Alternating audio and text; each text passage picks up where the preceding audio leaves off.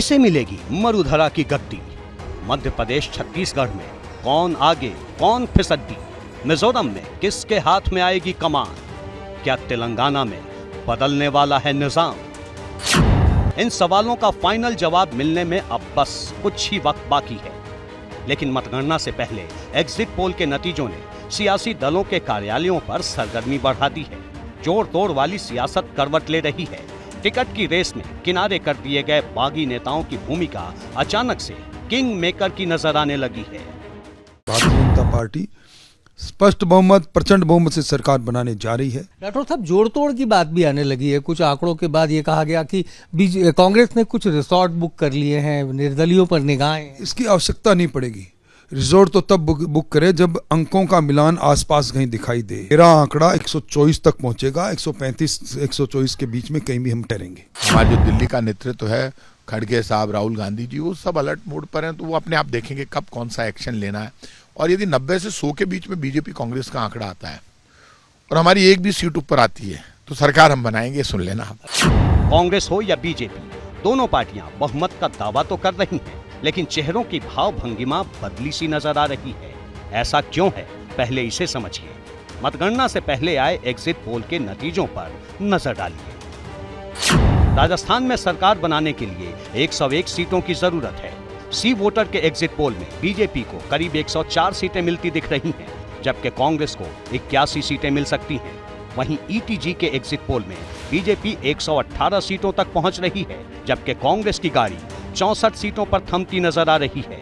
पोल start के exit poll में BJP को 102, जबकि कांग्रेस को 92 सीटें मिल रही हैं। मैट्रिक्स के एग्जिट पोल में बीजेपी को 123 सीट तो कांग्रेस को 70 सीटें मिलती दिख रही हैं।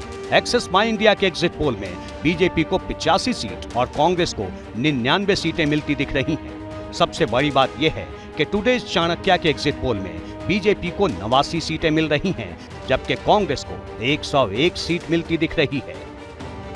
राजस्थान में 6 एग्जिट पोल में से 4 में बीजेपी को जीत मिलती दिख रही है, जबकि 2 एग्जिट पोल कांग्रेस की बढ़त दिखा रहे हैं। लेकिन अगर सभी एग्जिट पोल के आंकड़ों का औसत निकालें तो बीजेपी या कांग्रेस में से किसी भी पार्टी को बहुमत नहीं मिल रहा है। पोल ऑफ पोल्स में बीजेपी को 94, कांग्रेस को 93 और अन्य के खाते में 12 सीटें जाती दिख रही हैं।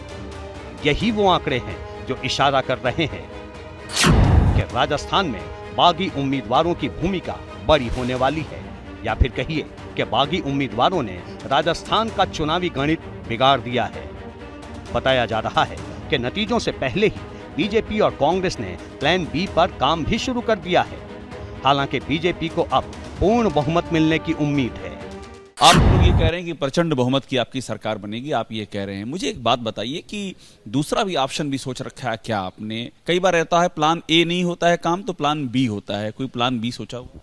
ना, स्पष्ट बहुमत की सरकार बनेगी और बहुत अच्छे बहुमत से बनेगी। कोई प्लान बी है ही नहीं, प्लान की जरूरत ही नहीं पड़ेगी। राजस्थान में किसी एक पार्टी को स्पष्ट बहुमत न मिलने की आशंका इसलिए भी जताई जा रही है क्योंकि 2018 विधानसभा चुनाव के मुकाबले इस बार मतदान में आंशिक बढ़त दिखी है।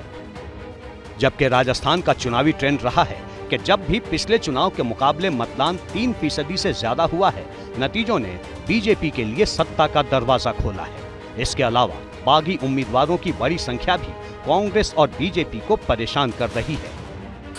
राजस्थान में कांग्रेस और बीजेपी से बागी हुए उम्मीदवारों की कुल संख्या 60 से भी ज्यादा है, जो कि कई सीटों पर पार्टी कैंडिडेट से ज्यादा मजबूत स्थिति में है और जीत के समीकरण को बदलने का मादा रखते हैं। वसुंधरा सरकार में मंत्री रह चुके यूनुस खान डिडवाना सीट से उम्मीदवार हैं। कोटपुतली से मुकेश गोयल, चित्तौड़गढ़ से चंद्रभान सिंह, शाहपुरा से कैलाश चंद्र मेघवाल, शिव सीट से रविंद्र सिंह भाटी, झोटवाड़ा सीट से आशु सिंह सुरपुरा।